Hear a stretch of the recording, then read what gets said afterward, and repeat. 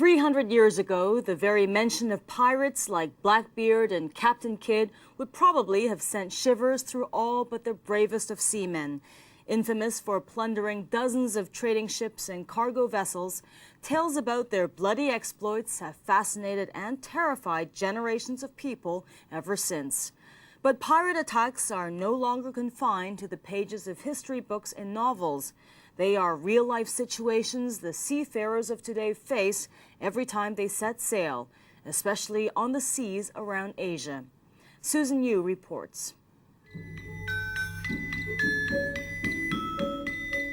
For the crewmen who are placed at the mercy of these pirates, it is a horrifying experience.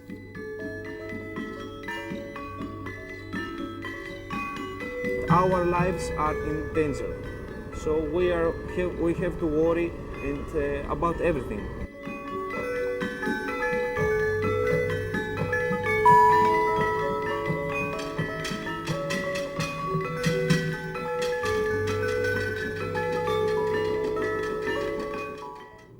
They're alarming statistics. Half of the attacks in Southeast Asia have been violent, deadly, and struck the nerve of those at sea. I have listened many incidents also, and we are receiving through our telexes continuously. Adipis Panagiotis is the master of this cargo ship, with 23 crew members from the Philippines, Ukraine, Greece, and Poland. The vessel has been at sea for 4 months, traveling from Europe to the Malacca Straits, home to the world's most dangerous shipping lanes. Our life is very dangerous. Except the sea and rough sea and all this, we have problems about the piracy around this area. Issues like these are increasingly heard by people like Malaysian Potenggal Makundan. He's traded in his captain's uniform to head the International Maritime Bureau's Piracy Reporting Center in Kuala Lumpur. These attacks last about 30 to 40 minutes, and the pirates are gone. Violence is used only if there is resistance to the boarding. At the other end of the scale, you have the very sophisticated attacks conducted by organized crime groups. The people who come on board are very well armed with automatic weapons. They have used them. They are quite prepared to kill crew members. A case in point. September 1998. Hijackers murder 15 South Korean and Chinese crew members of the Tenyu. The Japanese freighter goes missing on the second day of her voyage from Indonesia. The ship is carrying $3 million worth of aluminum. It reappears in a Chinese port with a new name and crew. The Indonesian pirates use Chinese middlemen to sell the Tenyu's cargo to Burma. They have access to commodity brokers and others who can sell the cargo on board the vessel. They come on board, as I said, with false passports for the pirates, with false documents for the cargo, false documents for the ship. October 1999. Hijackers forced 17 Japanese and Filipino crewmen of the Alondra Rainbow into a life raft, which drifts for 11 days until Thai fishermen come to their rescue. The armed pirates seize the ship carrying $8 million worth of aluminum. The cargo makes its way to China. The Indian Navy catches the Indonesian pirates, pictured here after their arrest, in the Arabian Sea a month later. Just before the Coast Guard boarded the ship, attempted to scuttle the vessel and thus destroy the evidence. They set the ship on fire, flooded the engine room. Tales of survivors and captured hijackers are few, along with resources to combat piracy black spots like Indonesia. Considering how large the sea area is, we do not have enough vessels nor the technology to patrol the area thoroughly. We have also made joint operations and coordinated patrols with the Singapore and Malaysian Navy. Together, we are watching the Malacca Straits. But the campaign may not be enough. with the roots of the piracy problem lying deep inland. And top businessmen with links to governments are involved in piracy cases.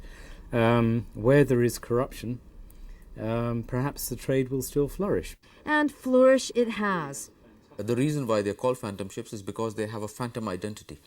No one knows their real identity. They're changing their identity twice on every voyage. The IMB believes about 9 phantom ships like this one, the MV Serena, are in business, used for smuggling anything from illegal immigrants to arms.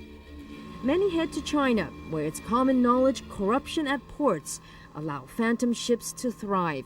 And what makes matters worse? Many say the unwillingness of Asian countries, namely China, to prosecute known hijackers.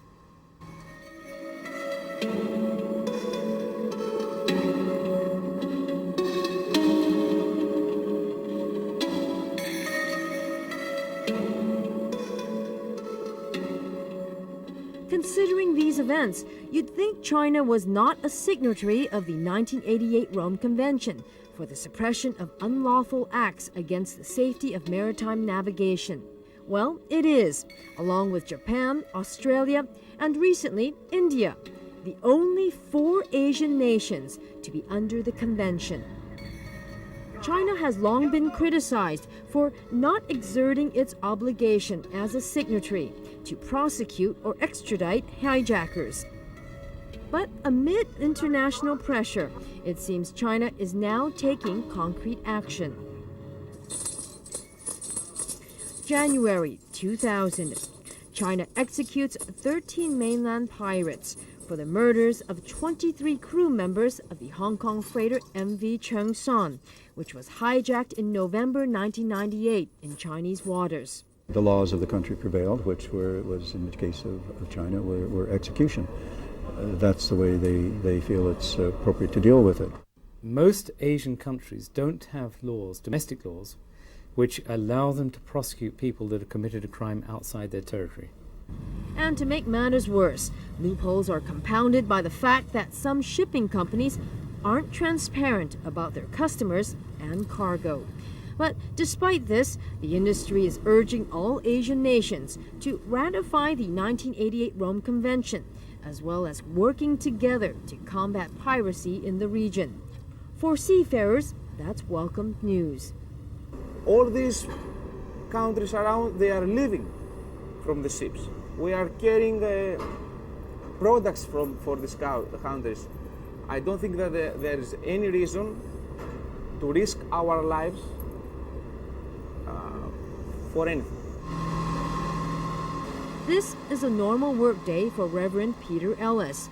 The senior chaplain is part of the Missions to Seamen organization, a time-honored charity which provides support for merchant seamen. And today, also counseling for those who worry or have become victims of pirate attacks. And I think the problem is there's this macho image, among seafarers that you mustn't, express your feelings in that way. And they probably think, well, this is part of normal life or normal living, which of course it isn't. It does affect some people. And 1 or 2 people have said that they will never come back to sea again because of it. Whereas others say, well, I would give up the sea, but where am I going to get another source of income? Is it worth it? Look, now I don't have another choice. This is my job, this is my life. Of course I miss my wife, I miss my child, and I miss the life anyway. But if I have a choice now, I change my job. Despite attempts to combat piracy, attacks continue. Just this week, around 20 armed pirates attacked 2 ships in the Straits of Malacca. Although 1 shot was fired, the crew managed to fight off the gang.